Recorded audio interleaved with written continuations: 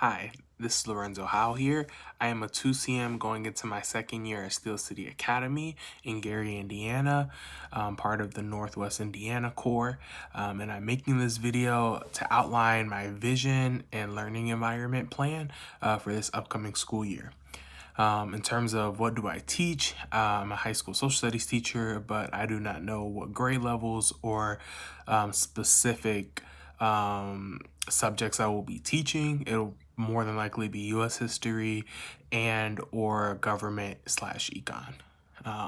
So I'm gonna just jump right into it and start off with my why. And so my why for teaching has not changed, and it continues to motivate me, and kind of is at the center for my love for this work. And it's just I love and care about Black people, Black and brown folk, but specifically Black folk, because growing up, I didn't have any Black educators who, could act as representation. And so for me, it's super important to kind of be that figure for Black students. And I love kids in general. I love them. This first year of teaching has taught me that they're funny, inquisitive, and they will, really kind of get you to see different perspectives that you have not considered before. And so that's just kind of at the forefront of why I do this work. I just, love people, Black people, and I want us to be empowered.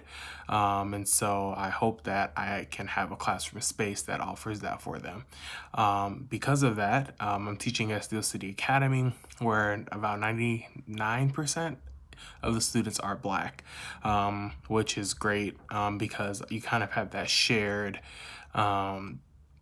racial connection. And one thing I did learn in my first year is that that doesn't mean everything, right? There's so many differences and so much diversity, but I still kind of feel like I'm not in a space where I look different. And so I love that my students are majority Black. I do have a few white students and a few Latinx students as well. Sorry, I'm looking here just to make sure I'm hitting every topic.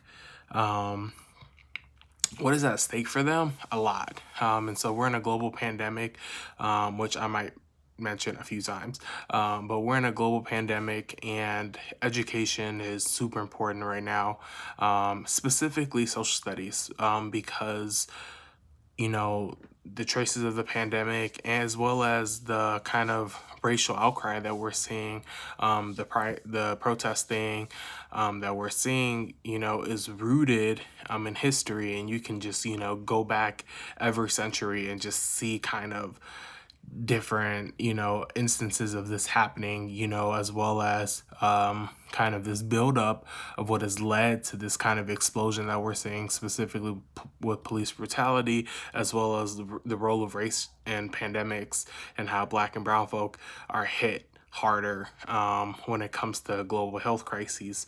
And so I think that it's super important to, as a government teacher, as a U.S. history teacher, to provide kind of that context for students. And that's what's at stake. They could either get the information and kind of understand and advocate for themselves and advocate for others, by having that, because my kids are super passionate and they care about people. And so giving them those tools, I know that they could use to advocate for their city, their community. And so I think that a lot is at stake for them, their parents, their families. COVID is impacting Gary. There have been 10 or more cases every day for over 10 days now as I'm recording this video.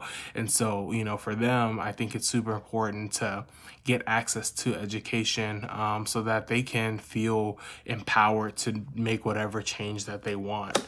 In terms of my classroom, I'm going to speak kind of now and then, for the rest of the year, hopefully we get back into a classroom. But I think virtually, my classroom, I want students to feel as though they can show up virtually, come on a call, feel comfortable sharing their thoughts, especially because I may not know them. And so I want to cultivate a space where students don't feel intimidated or feel like they can't communicate with me or they don't want to communicate with me. So that's going to be a lot of the work that I do the first 2 weeks, is trying to cultivate a space for students to get to know me, for me to get to know them, and for them to get to know each other.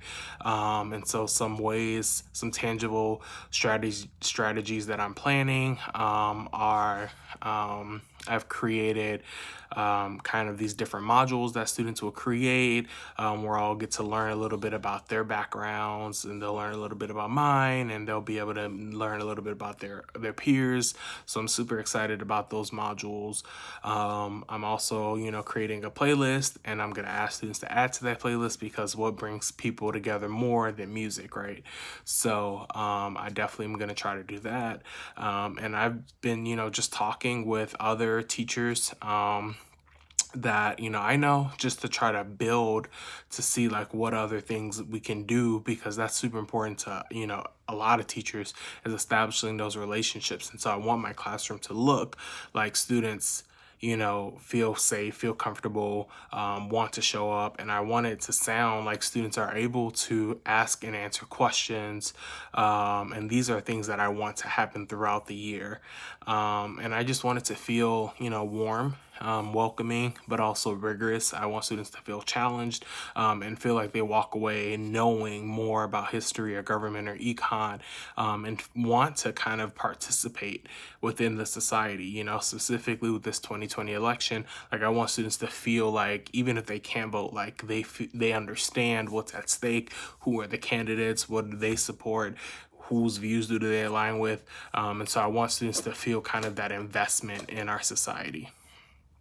In terms of the community, that is one thing that I really want to work towards, is, being in Gary more, spending time in Gary, spending money in Gary, supporting Gary businesses, supporting Gary groups. I think this first year was a lot of kind of just trying to get my feet wet with the school and learning and meeting people. And I think this year I'm going to really try, once the pandemic kind of clears up, to stake my claim in Gary, try to be a figure there, even if it's not a super monumental, just showing up, showing my face, because if I plan to be there for a few years, or who knows how long, right? Like, I think that it can be a gradual. I personally don't think I think it's disingenuous to overdo it. So I don't want to, be like, hey, everybody, I'm this person. Like, I want it to kind of be an organic relationship building with the city of Gary. And so I'm going to try to find different ways that I can just pop in, meet people, and, show up when I'm needed, so that we can kind of have different partnerships. One thing that I did last year, in NW, at IUN, I brought students to an MLK celebration, so they got to be a part of that, and that was in Gary. So I'm going to try to look for different opportunities like that as well. Parent communication is something that I learned a lot about during the last semester, during the pandemic. And so that's something that I'm definitely going to continue to do, specifically with my squad, is making sure that I'm in communication with their families at least once a week, acting as a direct liaison between what Steel City is doing and kind of what the parents need, getting them the information, helping them out any way that I can. And then, as well as trying to interact with my other students' parents, obviously. But one thing that I did learn last year was that parents felt overwhelmed when a whole bunch of teachers were trying to call and text. So I'm gonna, try to figure out what my school's, policy is gonna be for that. But it's definitely something that I want to do, when we're back in the classroom, so parents don't feel like there's a million teachers, trying to get a piece of them. But that's definitely something that I want to do, is increase communication with families, because I saw that at open houses, like meeting those parents and, getting to know them and them getting to know me, a lot of different, confusions were clarified, and they felt like they could communicate with me, and I had parents texting me. So I definitely want to kind of solidify more relationships with parents and families. And yeah. in terms of relationships with my colleagues, you know, I want to continue to get to know them. I met my goal of knowing 70%. I know every teacher's name. So now it's going to be getting to know all the new teachers and new staff members' names. So that's definitely going to be my goal. I definitely want to open up more because I am a more, I'm introverted, but I'm extroverted at the same time. But I feel like at school, I've been a little bit more reserved because I'm, you know, kind of figuring things out. Don't want to, so the second year I definitely think I want to try to open up more, and, you know, strengthen those relationships with my colleagues, because everyone's super nice, and so I'm gonna definitely try to find different ways to connect, and I have made teacher friends, and so kind of build on those relationships as well. And so that'll be it for this video. So I'm super excited for this second year of teaching, and I'm hopeful that I will meet my goals, because they will help me be a better educator for my students, and their families and the Gary community. So thank you for watching.